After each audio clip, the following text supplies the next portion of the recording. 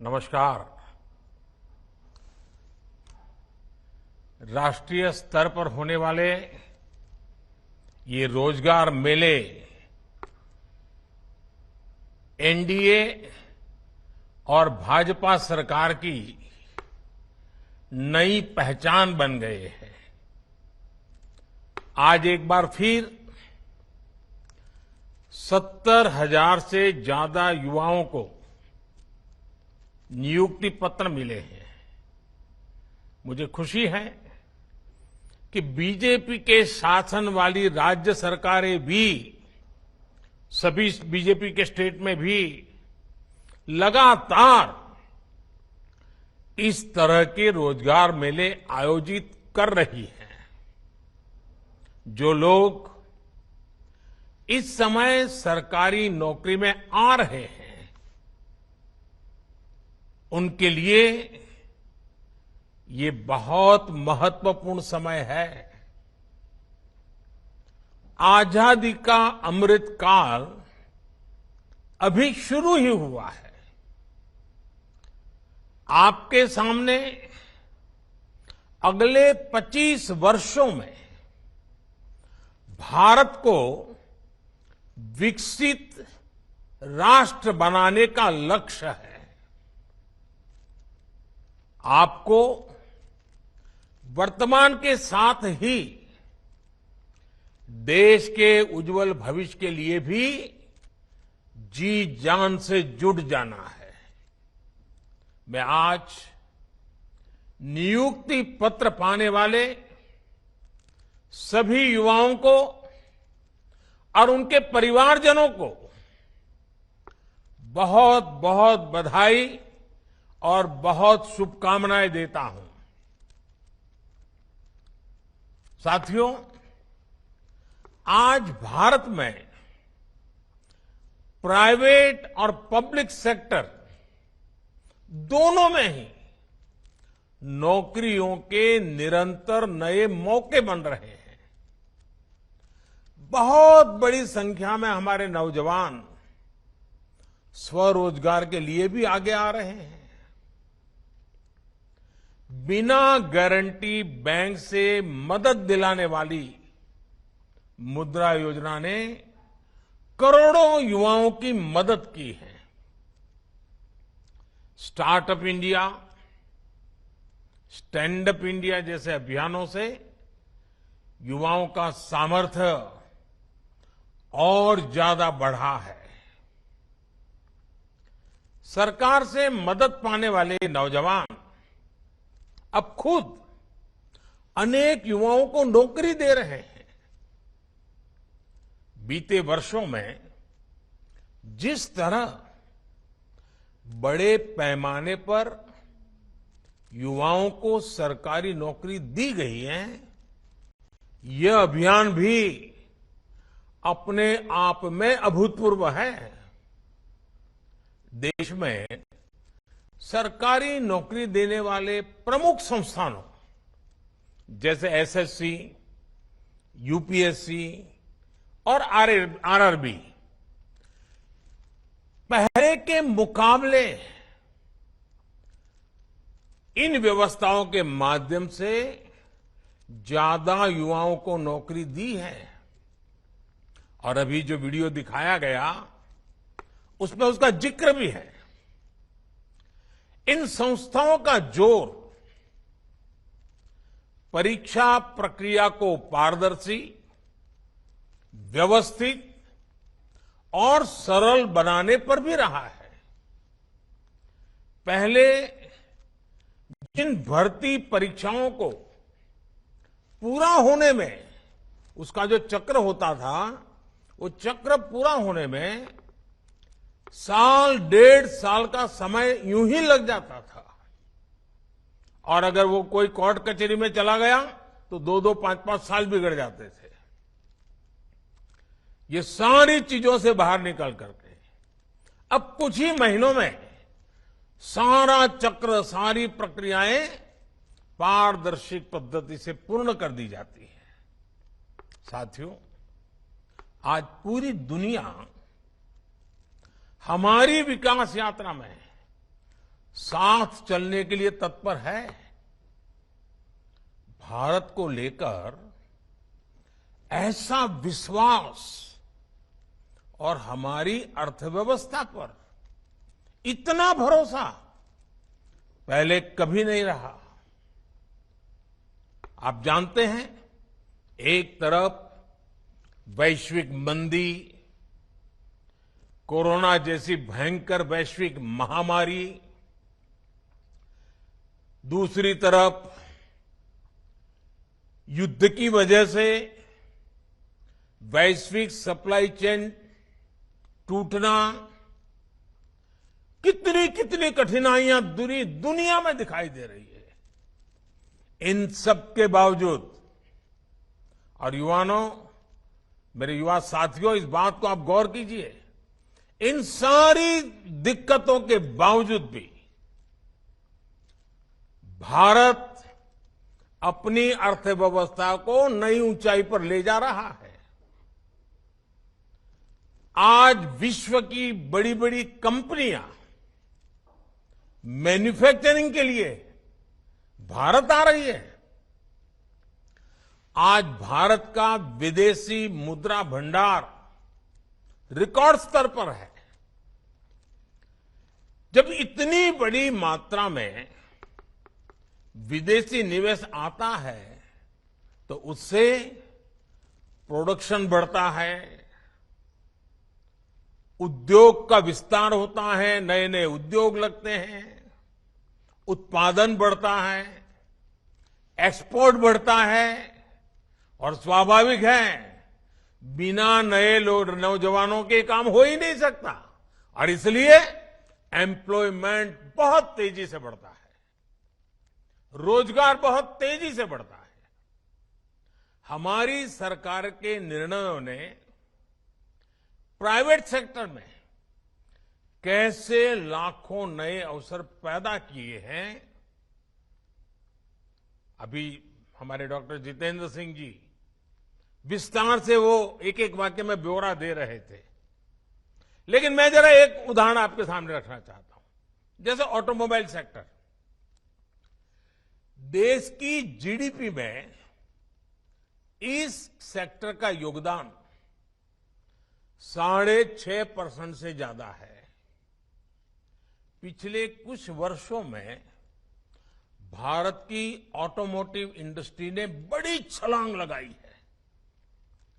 आज भारत से passenger vehicle दुनिया के कई देशों में एक्सपोर्ट उनका बढ़ रहा है। कॉमर्शियल व्हीकल का एक्सपोर्ट, इतना ही नहीं, हमारे 3 व्हीलर, 2 व्हीलर्स, उसके एक्सपोर्ट में भी बहुत वृद्धि हो रही है। 10 साल पहले ये इंडस्ट्री 5 लाख करोड़ रुपए के आसपास थी। आज ये इंडस्ट्री 5 लाख करोड़ से जंप लगा करके 12 लाख करोड़ रुपए से भी ज्यादा की हो गई है। इलेक्ट्रिक मोबिलिटी का भी भारत में लगातार विस्तार हो रहा है। ऑटोमोबाइल सेक्टर को भारत सरकार की पीएलआई स्कीम से भी बहुत मदद मिल रही है। तेजी से आगे बढ़ते हुए ऐसे ही सेक्टर्स लाखों युवाओं के लिए रोजगार के नए मौके बना रहे हैं। साथियों, आज भारत एक दशक पहले की तुलना में ज्यादा स्थिर, ज्यादा सुरक्षित और ज्यादा मजबूत देश है। राजनीतिक भ्रष्टाचार, योजनाओं में गड़बड़ी, जनता जनार्दन के धन का दुरुपयोग, पुरानी जितनी सरकारें आप देखेंगे उनकी पहचान यही बन गई थी। आज भारत को उसकी राजनीतिक स्थिरता के लिए जाना जाता है। पॉलिटिकल स्टेबिलिटी ये दुनिया में बहुत मायना रखती है। आज भारत सरकार की पहचान उसके निर्णायक फैसलों से होती है। एक डिसिसिव गवर्नमेंट। आज भारत सरकार की पहचान उसके आर्थिक और प्रगतिशील सामाजिक सुधारों से हो रही है। ग्लोबल एजेंसियां लगातार इस बात को घोषित कर रही हैं, अनुमान लगा रही हैं और विश्वास से कह रही है कि चाहे हाईवे का निर्माण हो या रेलवे का, ईज ऑफ लिविंग की बात हो या फिर ईज ऑफ डूइंग बिजनेस की चर्चा, भारत पिछली सरकारों की तुलना में बहुत बेहतर प्रदर्शन कर रहा है। बीते वर्षों में भारत ने अपने फिजिकल इंफ्रास्ट्रक्चर पर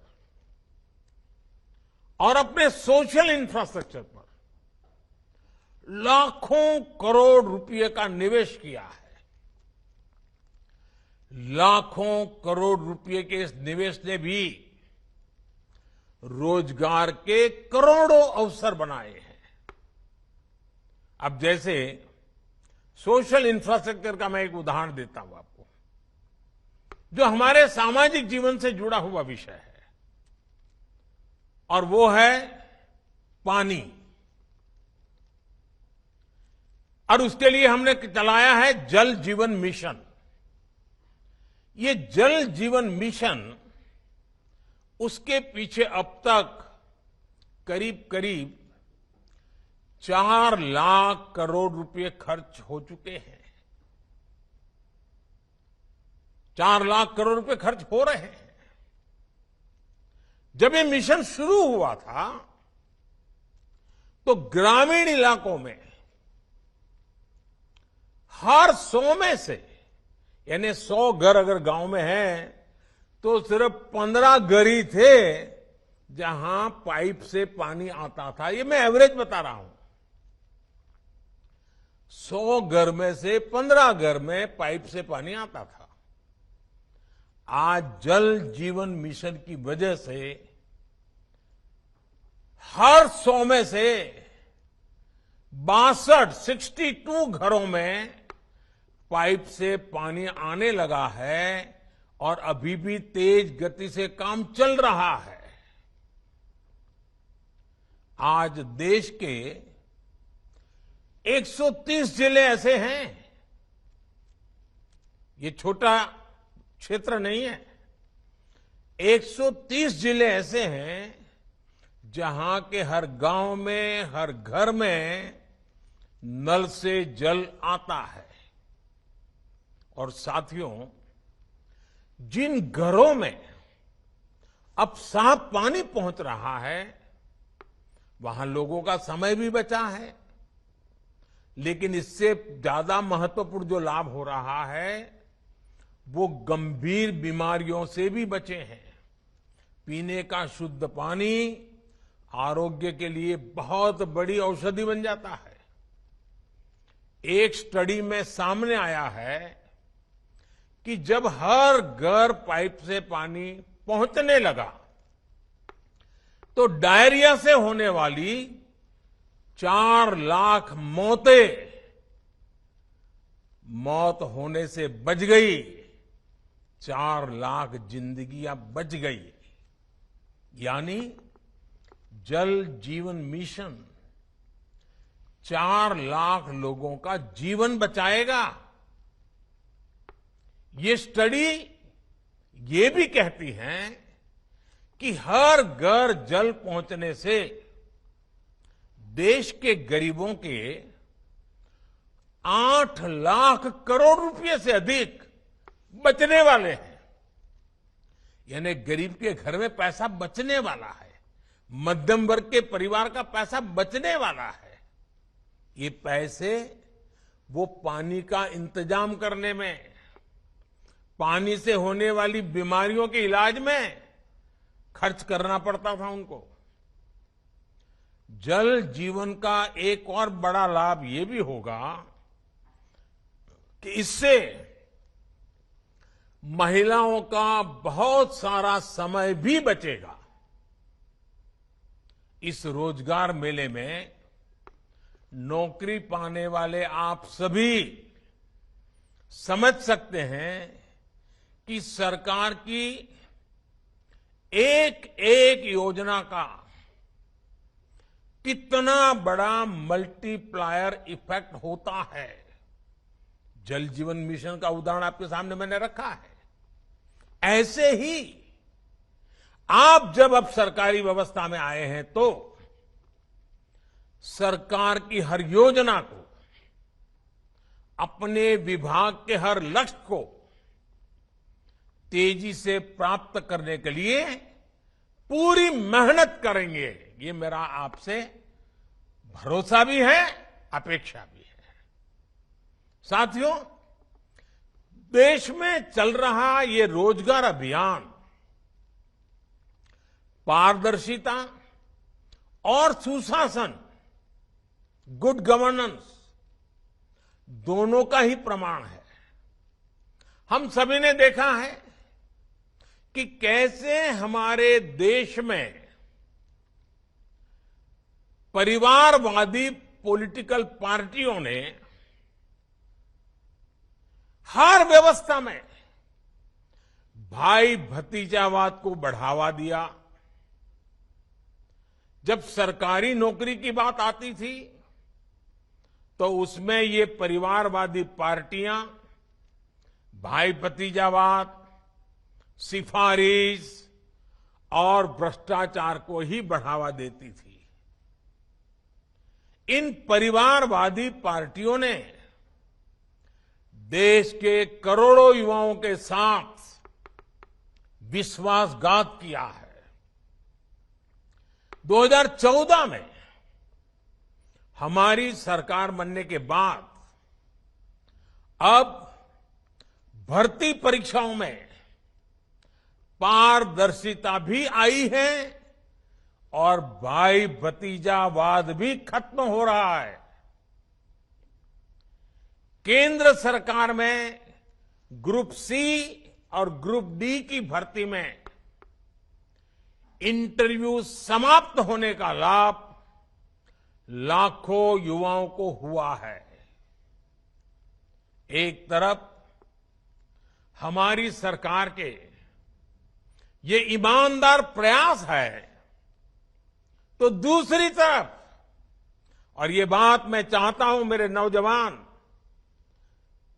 पूरा समझने का प्रयास करें, हकीकतों के आधार पर कुछ बातें आ रही है। दूसरी तरफ भाई भतीजावाद है। अभी आपने एक दो दिन पहले मीडिया में आई रिपोर्ट देखी होगी, अखबारों में, टीवी पे काफी कुछ देखने को मिला। एक राज्य की उसमें चर्चा है और चर्चा क्या है? एक राज्य में कैश फॉर जॉब के घोटाले की जांच में जो बातें बाहर निकल करके आई हैं वो मेरे देश के नौजवानों के लिए बहुत बड़ा चिंता का विषय लेके आई है। उस राज्य का क्या पद्धति है, क्या बात उभर करके आई है? नौकरी सरकारी चाहिए तो हर पद के लिए, जैसे होटल में आप खाना खाए जाए और रेट कार्ड होता है ना, हर पद के लिए रेट कार्ड है। रेट कार्ड बताया गया है और रेट कार्ड भी कैसा है? छोटे छोटे गरीबों को लूटा जा रहा है। अगर आप सफाई कर्मी की नौकरी चाहिए तो उसके लिए आपको ये रेट रहेगा, भ्रष्टाचार में इतना देना पड़ेगा।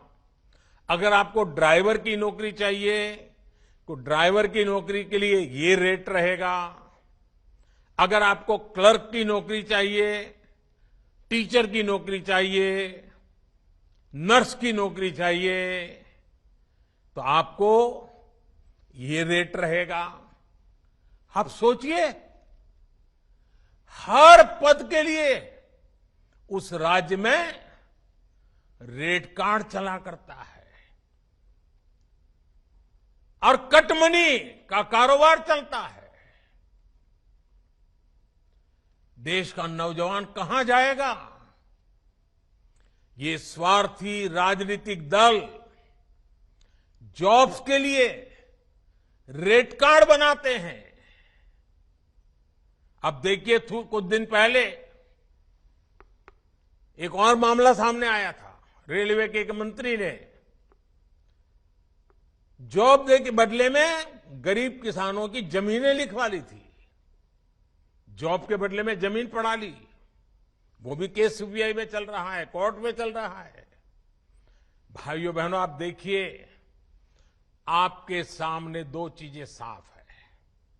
एक तरफ परिवारवादी वो पार्टियां, भाई भतीजावाद करने वाली वो पार्टियां, भ्रष्टाचार में रोजगार के नाम पर देश के नौजवानों को लूटने वाली पार्टियां, जो रेट कार्ड, हर चीज में रेट कार्ड, हर चीज में कटमनी, उनका रास्ता है रेट कार्ड। जबकि हम युवाओं के उज्जवल भविष्य को सेफ गार्ड करने पर काम कर रहे हैं। रेट कार्ड आपकी काबिलियत को, आपके सामर्थ्य को, आपके सपनों को चूर चूर कर देते हैं। हम आपके सेफ गार्ड में लगे हैं, जो आपके सपनों के लिए जीते हैं, आपके संकल्पों को साकार करने के लिए काम कर रहे हैं। आपकी हर इच्छा आकांक्षा, आपके परिवार की हर इच्छा आकांक्षा, उसको सेफगार्ड करने में हम लगे हैं।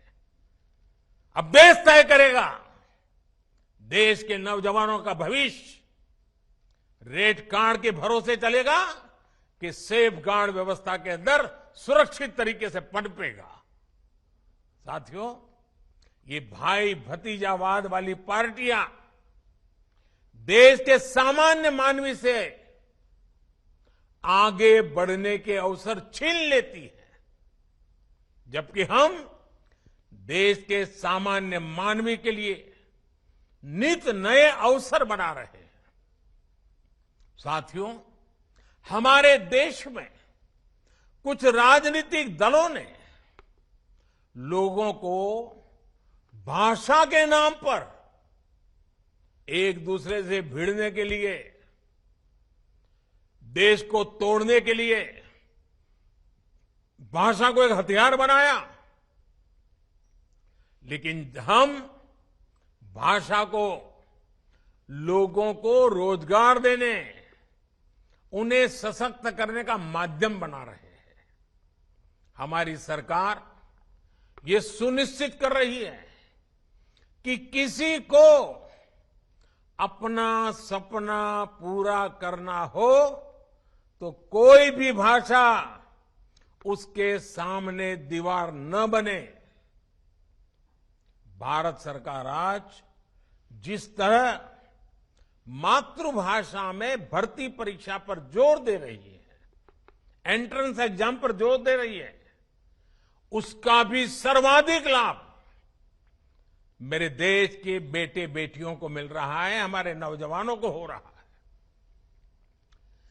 रीजनल लैंग्वेज में परीक्षा होने से युवाओं को आसानी से अपनी योग्यता साबित करने का अवसर मिला है। साथियों, आज तेजी से आगे बढ़ते हुए भारत में सरकारी व्यवस्थाओं और सरकारी कर्मचारियों के काम करने का तरीका भी तेजी से बदल रहा है। एक समय था जब देश के सामान्य नागरिक सरकारी दफ्तरों के चक्कर लगाते रहते थे। आज सरकार अपनी सेवाएं लेकर देश के नागरिकों के घर तक पहुंच रही है।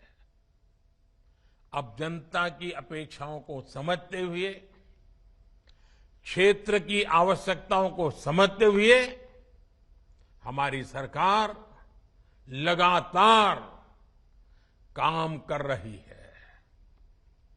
विभिन्न सरकारी दफ्तर और विभाग जनता के प्रति संवेदनशील रहते हुए काम करने पर जोर, ये हमारी प्राथमिकता है। इतने सारे मोबाइल ऐप्स के माध्यम से, डिजिटल सेवाओं के माध्यम से सरकार से मिलने वाली सुविधाएं अब बहुत आसान हो गई हैं।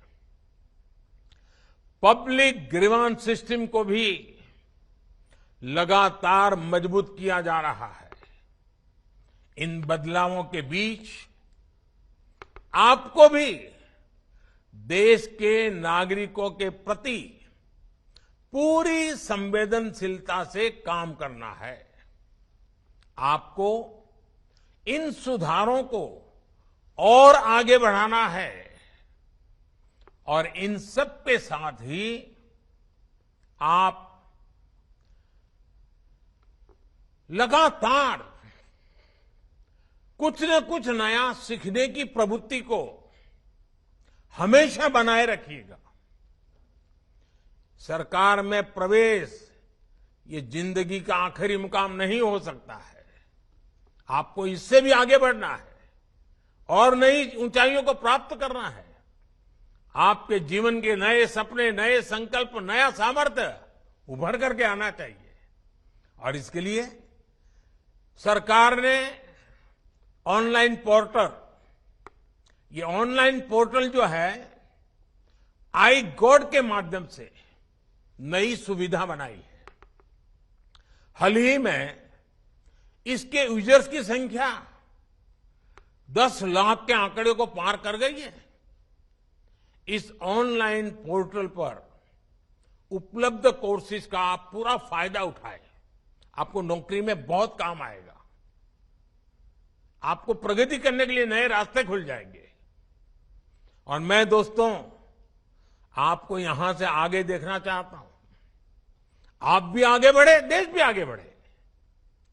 ये 25 साल मेरे लिए आपकी प्रगति का भी है और हम सबके लिए देश की प्रगति का भी है। आइए अमृत काल के अगले 25 वर्षों की यात्रा में हम कंधे से कंधा मिलाकर मिलकर के विकसित भारत के संकल्प को साकार करने की दिशा में तेज गति से चल पड़े, आगे बढ़े। मैं एक बार फिर आपको और आपके परिवार को बहुत बहुत बधाई देता हूं। बहुत बहुत धन्यवाद।